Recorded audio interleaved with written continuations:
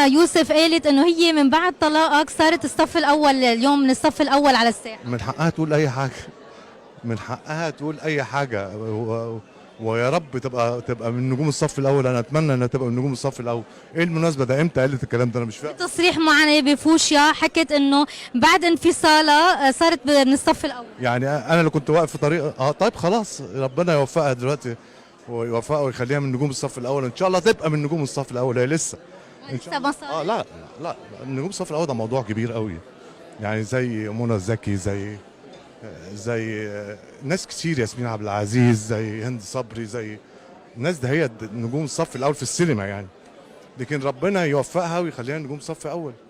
نانسي بنتك ابدت هيك زعلها وقت سالتها انه معقوله تطلبي من والدك يكون في عمل لإلك تمثيلي من انتاجه، قالت ما بدي شيء من محمد مختار. زعلان؟ مش عارف، انا اشك انها قالت، بس لو قالت كده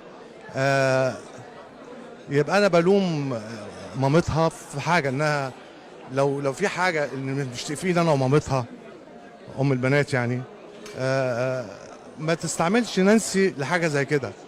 انا سمعت ان نانسي قالت حاجه وكانت في هجوم شديد قوي عليها، حاجه كده. هو ده بتصريح معي حكت هيدا الامر. يبقى انا بقول ان ما فيش داعي مامتها تستخدمها في حاجه زي كده. يعني دي تاني مره يعني نانسي بتغلط في حاجات، زي ما لبستها فستان اللي عليه المشاكل كان وبتاع كده وخلتها تلبسه وهي في مهرجان تاني سنه. يعني في حاجات تبقاش لطيفه يعني. لكن انا ما سمعتش الحديث كله على فكره بتاعها، ولا عندي فكره لكن ربنا يجعلها يا رب طبعا نجوم صف اول كمان. ايه المشكله يعني؟ انا بعيد، انا 14 سنه انفصال، بعيد كل البعد، مش هنا. انا راجل مرتبط وسعيد جدا في حياتي، فعلا سعيد جدا في حياتي. فانا مرتبط اليوم؟ طبعا مرتبط انا طبعا، وسعيد في حياتي جدا، واحلى سنين عمري دلوقتي. صراحه تفاجأتني، انا مش عارفه انه مين مرتبط. معقوله رجعت انت وست ناديه؟ لا مش انا وناديه، لا خالص.